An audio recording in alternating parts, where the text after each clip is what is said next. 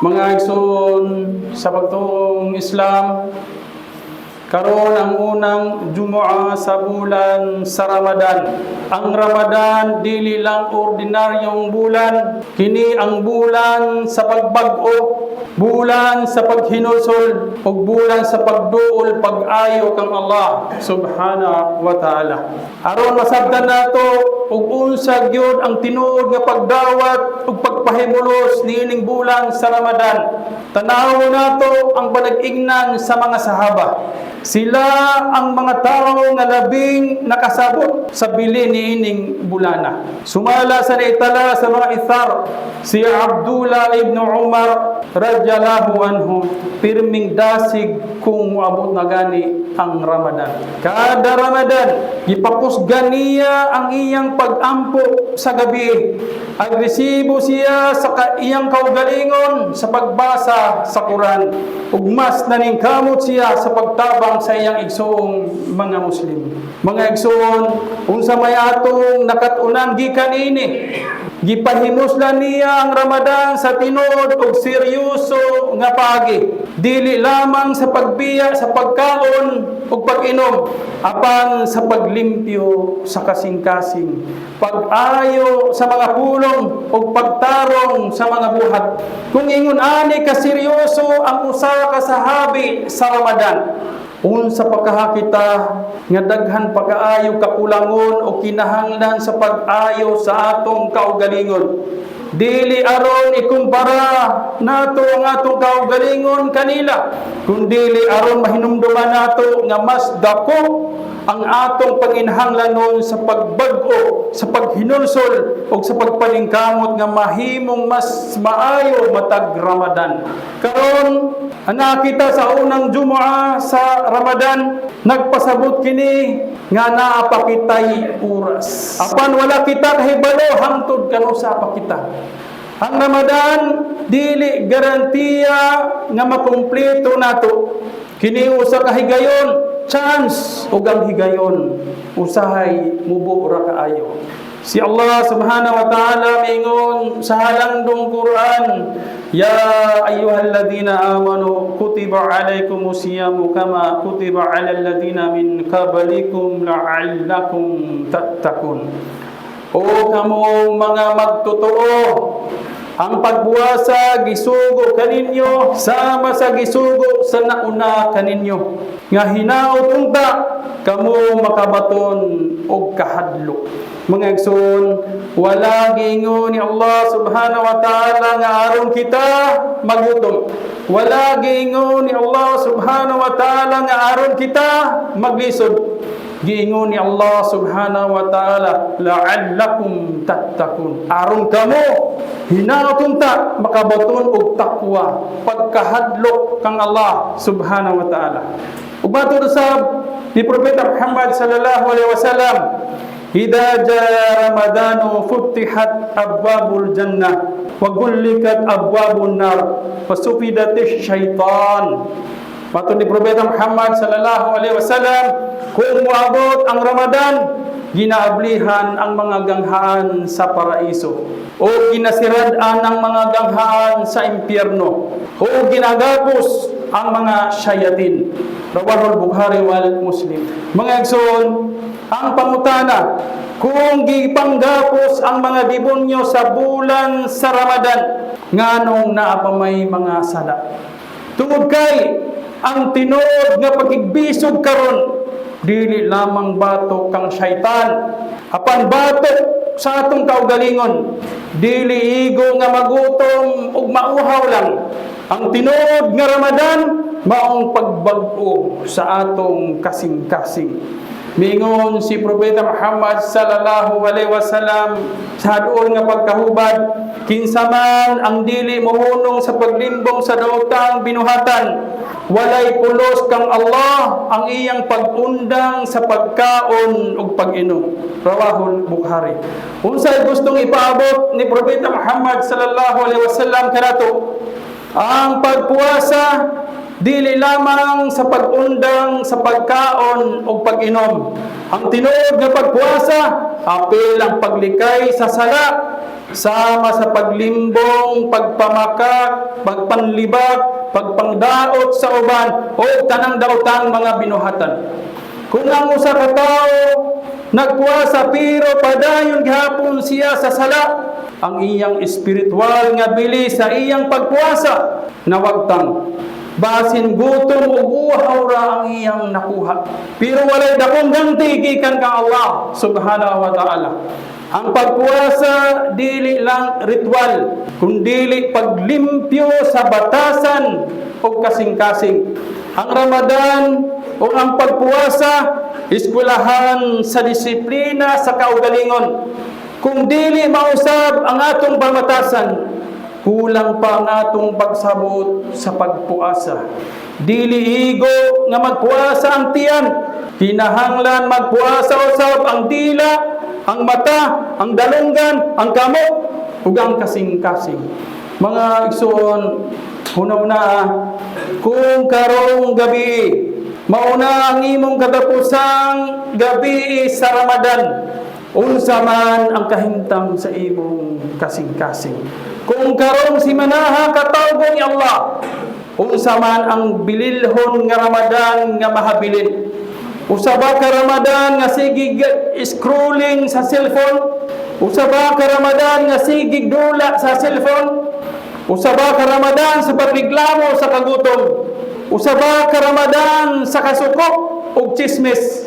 O kaha, usa ka Ramadan sa luha sa tahajjud. Ug usa ka Ramadan sa tinud nga tawba. Usa ka Ramadan nga tinud nga nagbag-o sa imong sala, ang imong dila, ang imong pakiguban sa uban. Ang Ramadan dili lamang tradisyon, dili kini annual nga event, kini ang training ground sa takwa, pagkahadlok kang Allah subhanahu wa ta'ala. Ug posible kini na mao ang Ramadan nga magtaas kanato sa Jannah. O kaha posible kini na ang Ramadan nga mahimong saksi bato kanato sa adlaw sa paghukom. Mga igsoon, samtang na napakita sa unang Jumaa, napakitay oras. Napatay oras aron itulig ang atong intensyon. Napatay oras para dungagan ang pagbasa sa Quran. Napatay oras aron tarungon ang atong sala. Napatay oras aron pagbalik loob kang Allah subhanahu wa ta'ala. Dili nato usikan ang mga adlaw nga walay kasiguruhan. Dili nato palabyon ang tawba nga mahimo natong buhaton karon. Tungod kay wala ta kahibalo kung maabtan pa kita og katapusang napulo kagabi, the last 10 days. O kung kini na ba ang atong katapusang Jumaa o Ramadan, mga igsoon hinumdumi, bisan unsa pa ang nahitabo sa nangagi, ang Ramadan karon usa ka bag-ong higayon, chance gikan kang Allah subhanahu wa ta'ala. Kung akini sa pag-ampo o sala, paghinusol o buhat nga subay sa kabubuton ni Allah subhanahu wa ta'ala, hinaot pa unta. Aqulu qawli hadha wa astaghfirullah li wa lakum wa li sa'iril muslimin min kulli dhanbin fastaghfiruhu innahu huwal ghafurur rahim.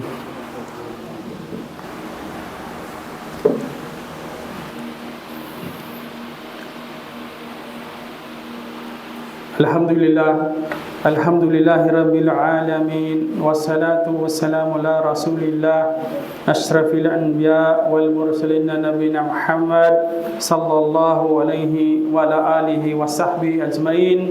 Amma ba'd. Alhamdulillah, ang tanang pagdaig alang lamang kang Allah subhanahu wa ta'ala. Kung nagpasalamat kita kaniya sa dakong biyaya o grasya sa Islam, o sa grasya nga nakaabot kita niining Ramadan. Mga igsoon sa pagtuong Islam, adunay usa ka istorya gikan sa mga sahaba. Duha ka lalaki nga parihas nga midawat sa Islam. Parihas nga naningkamot sa dawa, parihas nga naningkamot sa pagsimba. Ang usa kanila namatay isip syahid. Ug ang usa-usab nabuhi pa sulod sa usa pa ka tuig ug nakaabot pa siya og sunod nga Ramadan. Adunay usa ka sahabi nga nagdamgo nga iyang nakita nga ang unang misulod sa Jannah dili ang syahid, kundi ang lalaki nga nabuhi pa og usa pa ka tuig. Natingala ang mga sahaba, giunsa man to? Dili ba mas taas ang level sa syahid? Kining panghitabuag ipahibalo nila kay Propeta Muhammad sallallahu alaihi wasallam o siya miingon, dili ba nabuhi pa siya og usa pa ka tuig? Dili ba nakaabot pa siya og usa pa ka Ramadan? Dili ba nakapagpuasa o nakapagsala pa siya sulod niadtong usa pa ka tuig? Kining hadith gisaysay sa Sunan Ibnu Majah. Mga igsoon, usa ka tuig ug usa ka Ramadan ang ilang diferensya. Apan ang kalahian sa ilang mga ang-ang o level dito sa Jannah mas layo pa kaysa gilayon tali sa langit ug yuta. Unsa may pasabot niini? Nagpasabot kini nga ang usa ka Ramadan nga gigamit sa husto mahimong mapataas sa imong level nga wala nimo damha. Mga igsoon, karon aniya kita sa unang Jumaa sa Ramadan. Ang uban kanato basin dili na makaabot sa sunod. Apan ang uban kung itugot ni Allah, kini mao'y chance, kini mao'y higayon. Ang pangutana, gamiton ba nato kini sama sa sahabi nga mitaas ang iyang level sa pikas kinabuhi? O pasagdan ba nato kini nga mulabal lang sama sa ordinaryong bulan? Usa ka kamatururan mingon si Allah subhanahu wa ta'ala sa halang dong Quran, inna Allah la yugayyiru ma biqaumin hatta yugayyiru ma bi anfusihim. Matud ni Allah subhanahu wa ta'ala sa pagkatinuod, dili usbon ni Allah kahimtang sa usa ka katawahan hangtod nga usbon nila ang anaa sa ilang kaugalingon. Mga igsoon, dili mausab ang Ramadan para kanato. Hangtod dili kita mismo ang mausab sa atong kaugalingon. Dili musaka ang atong level o ang kung dili musaka ang atong pagpaningkamot. Dili mulalom ang atong iman, kung dili mulalom ang atong pagtuman kang Allah subhanahu wa ta'ala. Hununan ninyo mga igsoon, kung mabuhi ka pa o usa pa ka tuig human ining Ramadan, unsa ka ang isulti sa mga anghel kabahin kanimo. Muingon ka ha, nabag-o siya. Wala na ning kamot siya. Wala gigamit niya ang Ramadan. O kaha, muingon ang anghel. Wala, maura gihapon siya wa mausab.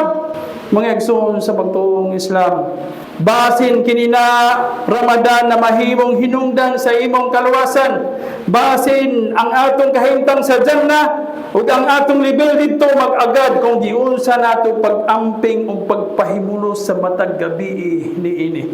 Busa samtang aduna patay nahabilin nga mga adlaw, maningkamot kita, ayuhon nato ang atong sala, dungaga nato ang atong pagbasa sa Quran, pahumukom nato ang atong kasing-kasing, maghinulsol kita sa tinud nga paghinulsol. Basin kininang Ramadan na mo'y hinungdan nga musaka ang atong level sa Jannah, sa paraiso. Basin kininang Ramadan mo'y hinungdan sa atong kapasayloan. Basin kininang Ramadan nga magluwas ka nato gikan sa kalayo sa impierno. Ya Allah, ayaw itugot nga mauna kini ang among katapusang Ramadan.